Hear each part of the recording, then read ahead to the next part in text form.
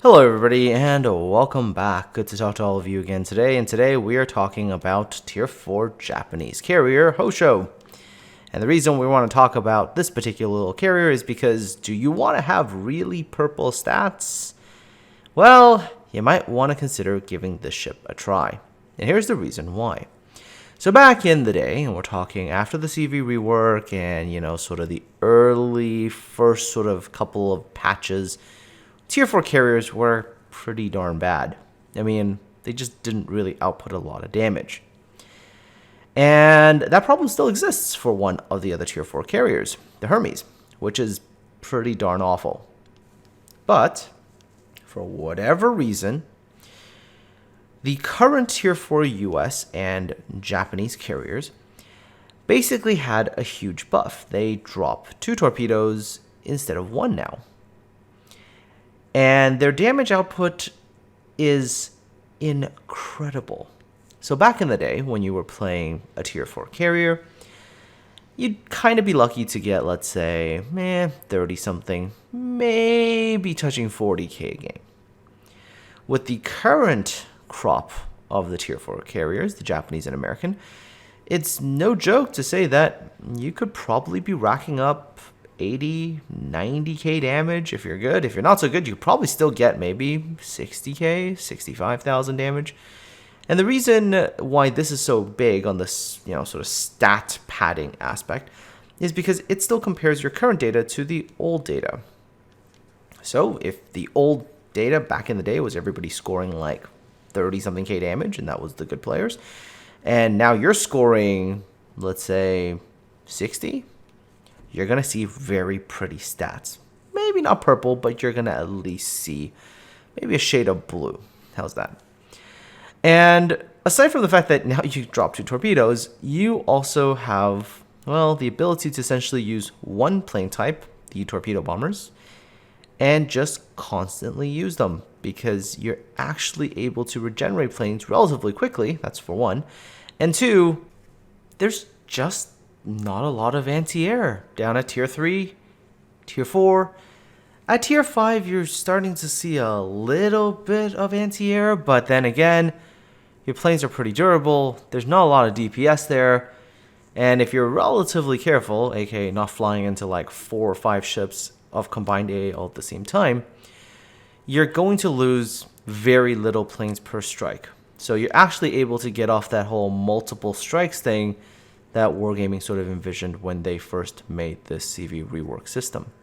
Now, why Wargaming would do this, the sudden change to Tier 4 carriers by making these ones that much stronger, I don't really know. Possibly their spreadsheet says that the carriers needed buffs, so don't know, can't really give you any insight into that, but what I can do is, of course, provide you with information. So, for example, if you're currently in the process of regrinding your lines, you might want to, say, avoid tiers 3, 4, and 5. If you got a bit of free experience, you can skip past those and just go to 6.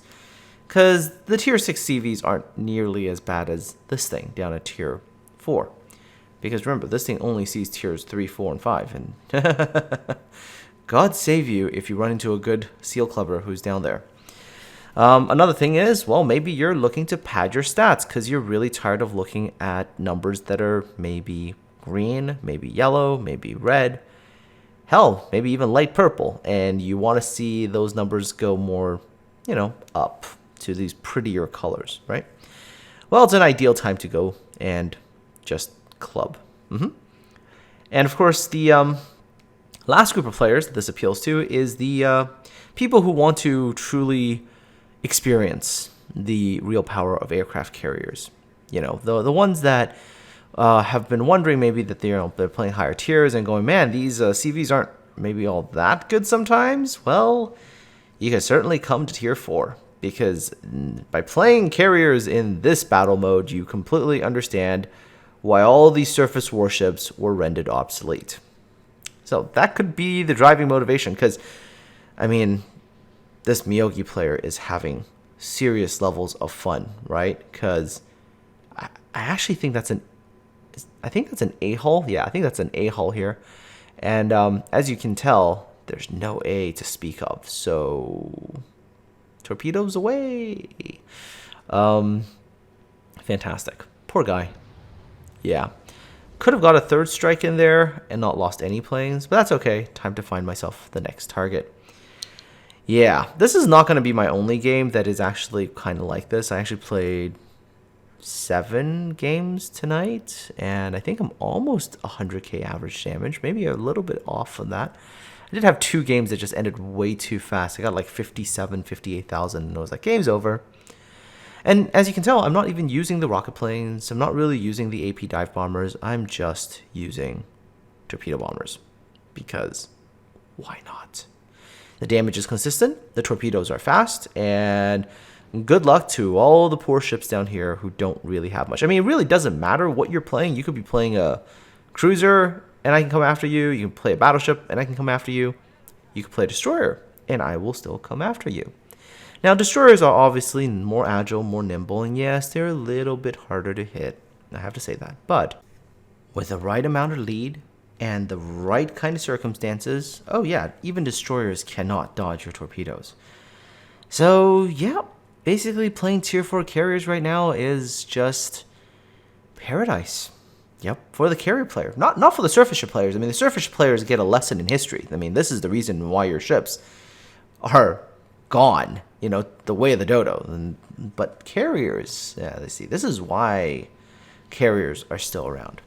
Because just being able to essentially bomb stuff with a certain degree of impunity is fantastic experience for the low tier players. And I certainly hope that by this point of the video, which is about 7 minutes in, that maybe, you know, you've kind of noticed that I was being a little bit sarcastic about this. Because honest to God, I don't see how this is good for the low tier player experience. I just don't. This is seal clubbing of pretty much the highest order. Because you've been given a tool that the ships at this tier can not really do anything to counter. I mean, take a look. I mean, look at the HP drain on my aircraft as this ship is just popping AA off. Like, negligible amounts, and I'm able to drop, and then another squadron goes out. I don't understand why a change like this was even made. Like, what was the decision-making process that said, hey, let's just go ahead and give these tier 4 carriers 2 times their striking power that they had before. And let's just make their planes this much more durable as well while we're at it. I mean, I don't really get this at all. I can understand if at the higher tiers you start to say, okay, let's start to fiddle around with some stuff. Because, you know, higher tier ships have stronger AA and everything. But most of the ships down here, tier 4, are basically defenseless in most situations. You can just kind of bomb them with impunity until they die. In fact, the only ship that I found to have any degree of protection at the lower tiers is actually the other carrier, because they have that ability to pop that fighter, which can shoot down some of these planes in a real hurry. And that's about it. Everybody else is food. I had a game where you know, we were in trouble. I was the last carrier on my team, and I think we had 1 battleship, and there were like 4 ships on the enemy team. Yeah, managed to get 6 kills that game, and totally saved that win. Because what could the enemy team do? You know, the destroyers, in that particular game, I decided, okay, I'm just going to go for the easy route and rocket you to death. With the cruiser and the battleships, just, okay, a couple runs with these torpedo planes, because, you know, you're basically doing, what, 10k a strike? Yeah. That is some really awesome gameplay. Because what does this battleship get to do? I mean, I actually feel bad for this battleship, because you can tell. What AA? What are you talking about? I think that might have been a little plop of a machine gun there, a little bit. It's such insignificant amount of damage to my planes that I could have just gone back and hit him a 3rd time for good measure. And of course, you know, that battleship actually managed to put himself into a really interesting little spot. I had to come around the other side. I was like, okay, I'm a little bit lazy. I'm just going to go bomb this cruiser because, you know what? I can bring another strike back in no time at all because I still have full strike squadrons in reserve. In fact, if you do everything correctly, by the sort of midway point of the game, as the Hosho player, you should be cycling 2 full 6-plane squadrons constantly. Because what happens is that you don't lose a lot of planes and your other squadron is getting recharged. And you might lose one here, one there, but you're getting planes back faster than that. So you could just send out a full squadron, strike. The first time you send out your second squadron, you should have about 5 planes, right? Then the first squadron will come back, you'll do your executing your attacks or whatever. The first squadron lands, they recharge the plane, boom, full squadron. So then you bring your other squad back and you send this one out, and soon enough, you can have 2 full squads running, which for the enemy team, I wish them the best of luck because, yeah, that's a lot of damage that you're basically having to deal with constantly. I mean, it is realistically like 10k, right? I mean, assuming your torpedo bulge and everything, I mean, it could be a little bit lower if you have a good torpedo bulge, but if you're a cruiser, there's not a lot of 10ks you can give away, So the current state of these things is just, it's mind-blowingly ridiculous is the way to put it. And I think the only way to get it changed is by A, awareness, and B, maybe just having people play these ridiculous ships and absolutely padding the crap out of the numbers. And then maybe what's going to happen is that Wargaming's balance team looks at their spreadsheet and goes, oh my, look at these tier 4 carriers. They're going to have to get addressed somehow. And we might see changes because the spreadsheet will then dictate that it's necessary, right? Because the spreadsheet is the way to determine things. Because, hey, Smolensk is balanced according to the spreadsheet. So maybe these ships will break the trend for what is acceptable for a tier 4 carrier. Because honestly, right now, the ship is just crazy. I cannot imagine how much fun a new player is experiencing when they go into tier 3 or tier 4 and they start running into these things. I mean, other ships you can still do things about. Carriers, you can't, And the current damage output is essentially one good battleship salvo every so often, because every time you eat 2 torpedoes, you're essentially eating a good battleship salvo. That's basically what's going on. And the carrier can deliver that anywhere on the map really, really quick. And your only way to counterplay this is, well, press that O key or press that tilde key and hope that your tiny little A has any kind of actual effect.